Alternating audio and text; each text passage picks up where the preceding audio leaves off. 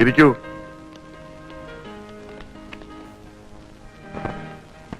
അങ്ങ് തന്നെ. ഏയ്, എനിക്ക് പറയാനുള്ളതൊക്കെ ഞാൻ ഒരുപാട് തവണ ഇവരോട് പറഞ്ഞിട്ടുള്ളതാ. കേട്ട് കേട്ട് ഇവർക്ക് മടുത്തു, പറഞ്ഞു പറഞ്ഞ് എനിക്കും. ഇനി നിങ്ങൾക്ക് കേൾക്കാനുള്ളതൊക്കെ പറയുന്നത് ഗോപാലകൃഷ്ണനായിരിക്കും.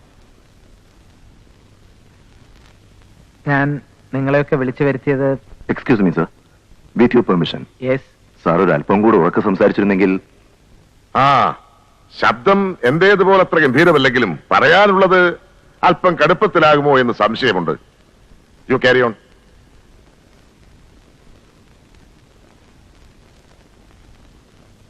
കഴിവും ഭരണപാഠവുമുള്ള ഒരുപാട് പേർ എനിക്ക് മുമ്പ് ഈ കസേരയിൽ ഇരുന്നിട്ടുണ്ട്. അവരോടൊപ്പം നിങ്ങളിലേറെ പേരും പ്രവർത്തിച്ചിട്ടുമുണ്ട്. അവർക്കുണ്ടായിരുന്ന മേന്മകളോ തലയെടുപ്പോ ഒന്നും അവകാശപ്പെടാനില്ലാത്ത ഒരാളാണ് ഞാൻ. അവിടെ കേൾക്കാമോ ആവോ?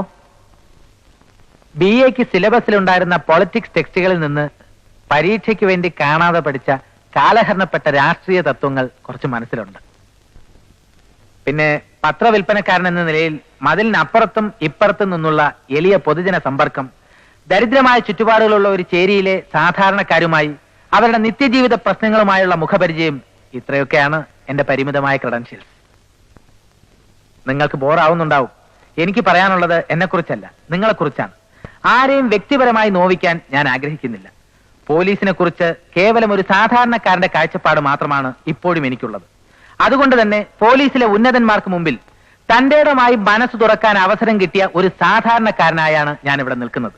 രാജാവ് നഗ്നനാണ് എന്ന് വിളിച്ചു പറഞ്ഞ കുട്ടിയെ പോലെ. ഒരു ഭരണകൂടത്തെ അധികാരത്തിലേറ്റാൻ ജനസമൂഹത്തിലെ ഭൂരിപക്ഷത്തിന്റെ പിന്തുണ വേണം. എന്നാൽ ജനങ്ങൾ അധികാരത്തിലേറ്റിയ ഒരു ഭരണകൂടത്തിന്റെ മാനം കെടുത്താൻ, അതിനെ വലിച്ച് താഴെ ഇറക്കാൻ ഒരു പിടി പോലീസുകാരുടെ തോന്നിയാസം മതിയാവും എന്ന് എവിടെയോ വായിച്ചിട്ടുണ്ട്. ഞാനത് വിശ്വസിക്കാതിരിക്കാം, പക്ഷെ ജനങ്ങൾ അങ്ങനെ വിശ്വസിക്കുന്നു. ജനങ്ങളെ നിങ്ങൾ ഭയപ്പെടുത്തുന്നു.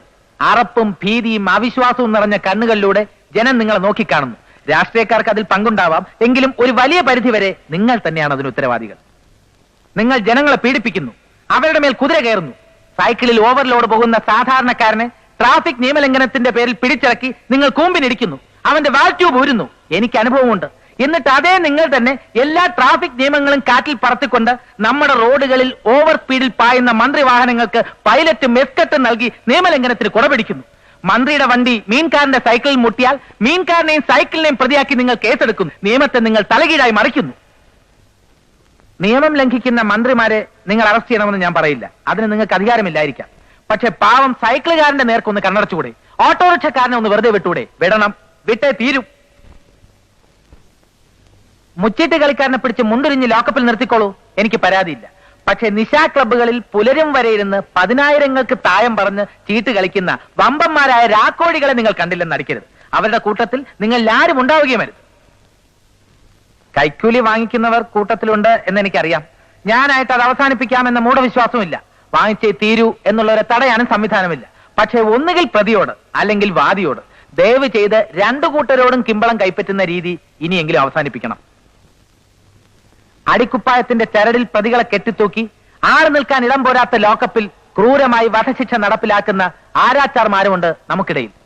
ഇന്ത്യൻ ശിക്ഷാ നിയമത്തിൽ ലോക്കപ്പിൽ വധശിക്ഷ നടപ്പാക്കാനുള്ള അവകാശം പോലീസുകാർക്ക് എഴുതി വച്ചിട്ടില്ല എന്ന് ദയവ് ചെയ്ത് മനസ്സിലാക്കുക. അടച്ചാക്ഷേപിക്കുകയല്ല ഞാൻ, ആർക്കെങ്കിലുമൊക്കെ മുഖം കുനിക്കേണ്ടി വരും. അതറിയാവുന്നതുകൊണ്ട് പറഞ്ഞു എന്ന് മാത്രം.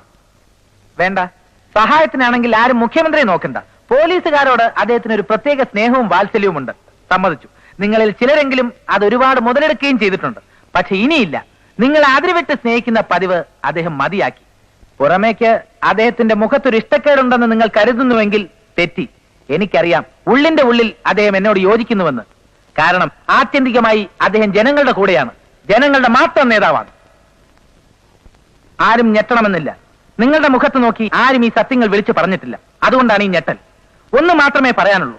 നിങ്ങൾ ഉണ്ണുന്ന ചോറ് സർക്കാരിന്റെ ടാക്സ് വെട്ടിക്കുന്ന കുബേരന്മാരുടേതല്ല, ഉപ്പിനും സേഫ്റ്റി പിന്നിനും വരെ കരം കൊടുക്കുന്ന കുചേലന്മാരുടേതാണ്. സാധാരണക്കാരന്റെ ചോറ്. അവന്റെ അന്നം തിന്നിട്ട് അവനെ കട്ടുമുടിക്കാനും ഇടിച്ച് നട്ടല്ലൊടിക്കാനും ഒരു പോലീസുകാരനും തയ്യാറാകാൻ പാടില്ല. അങ്ങനെ വന്നാൽ പോലീസ് ജനങ്ങളെ തല്ലുന്നതിന് പകരം ജനങ്ങൾ പോലീസിനെ തല്ലുന്ന ഒരു കാലം വരും. അതിനിട വരാതിരിക്കട്ടെ. Jai Hind.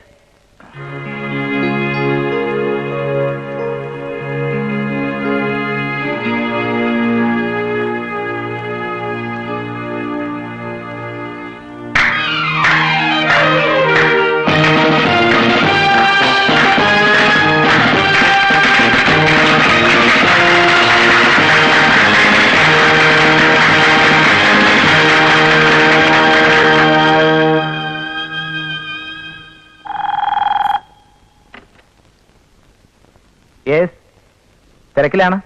But you can come.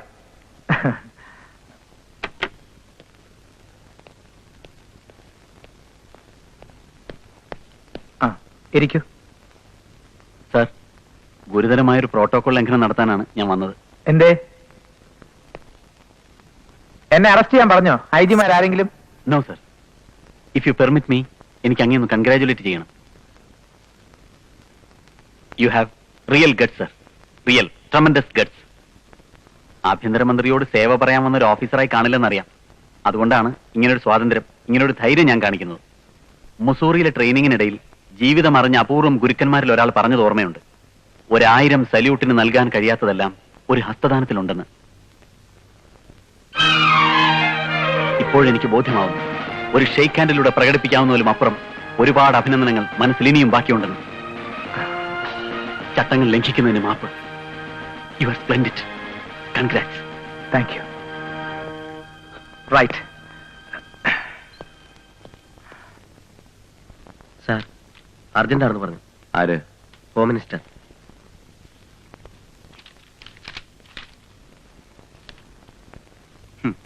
He is an upstart. This is nothing but that all is an aberration. വന്ന് കേറിയില്ല, കസേരയിൽ ഇരുന്നിട്ട് 2 ആഴ്ച തികഞ്ഞില്ല, അതിനു മുമ്പേ തുടങ്ങി ഭരണം. Immature brat.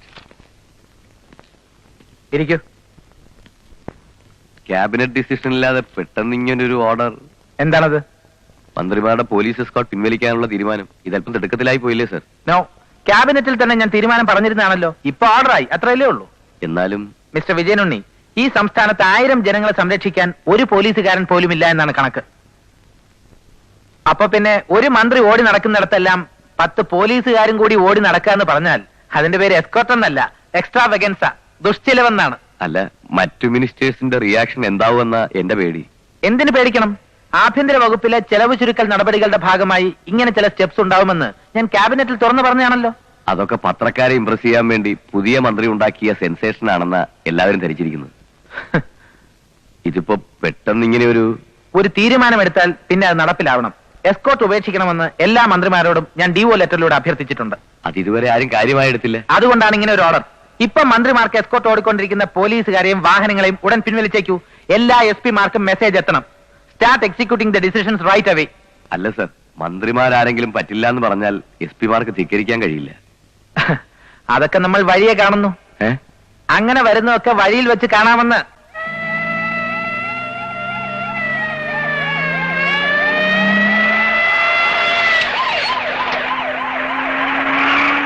എന്ത് പറ്റിയടോ? വണ്ടി വഴി കിടന്നു അല്ലേ? ഇതിനാ പറയുന്നത് മന്ത്രിയുടെ വണ്ടിക്ക് അകമ്പടിയും പൈലറ്റും വേണമെന്ന്. അല്ല സർ, ഒരു സെക്കൻഡ് ഒന്ന് ഇറങ്ങിയാൽ ഒരു കാര്യം പറയാനുണ്ട്. അവിടെ വന്നങ്ങ് പറഞ്ഞാ മതി. Sir please. എന്താന്ന് വെച്ചാ പറയടോ, എനിക്ക് അങ്ങ് എന്നിട്ട് 3-4 കോൺഫറൻസ് അറ്റൻഡ് ചെയ്യാനുള്ള. സർ, മന്ത്രിമാർക്കുള്ള പോലീസ് എസ്കർട്ടും പൈലറ്റും പിൻവലിക്കാൻ നമ്മൾ തീരുമാനിച്ചതാണ്. ഓഹോ, ഇന്നു മുതൽ അത് നടപ്പിലാവുകയുമാണ്. ആര് തീരുമാനിച്ചു നടപ്പിലാക്കാനേ? ആഭ്യന്തരമന്ത്രി. സർ, ഒരു തർക്കത്തിന് ഞാനില്ല. മുഖ്യമന്ത്രി ഇന്ന് പത്രസമ്മേളനം വിളിച്ചുകൂട്ടി പത്രക്കാരെ വിവരം അറിയിച്ചു കഴിഞ്ഞു. ആ നിലയ്ക്ക് എസ്കർട്ടും പൈലറ്റുമായി അങ്ങ് തലസ്ഥാനത്തേക്ക് ചെന്നാൽ പത്രക്കാർക്ക് അതൊരു തമാശയാവും. ഇതൊക്കെ വഴി തടഞ്ഞു നിർത്തി പറഞ്ഞാ മതിയോ? അല്ല sir, concern SP mark message കൊടുത്തിരുന്നു. പിന്നെ തീരുമാനം അങ്ങേക്ക് അറിയാവുന്നതാണ്.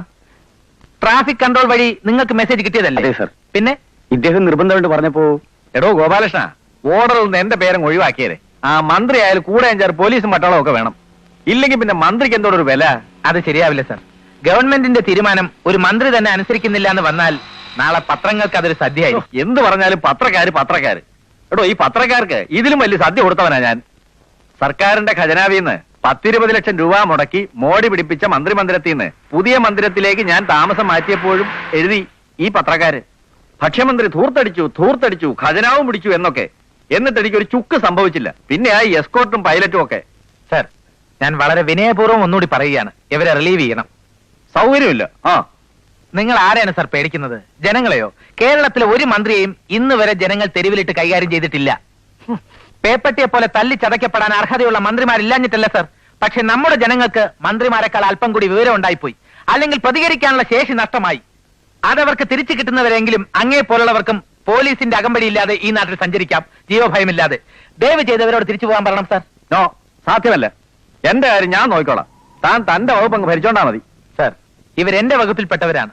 അങ്ങേ ഇവിടെ ഉപേക്ഷിച്ചു പോകാൻ ഞാൻ ഉത്തരവിട്ടാൽ ഇവർക്ക് അതനുസരിക്കേണ്ടി വരും. അങ്ങക്ക് നാണം കെടേണ്ടി വരും. മിച്ചമുള്ള അഭിമാനമെങ്കിലും നഷ്ടപ്പെടുത്താതിരിക്കുന്നതല്ലേ സർ ഭംഗി? കേട്ടില്ലേടോ തന്റെ വകുപ്പ് മന്ത്രിയുടെ ഉത്തരവ്? പിന്നെ എന്തിനാണോ ഞാൻ തൂങ്ങിയിരിക്കുന്നത്? പോയിക്കോടോ. Yes, ഓ. sir.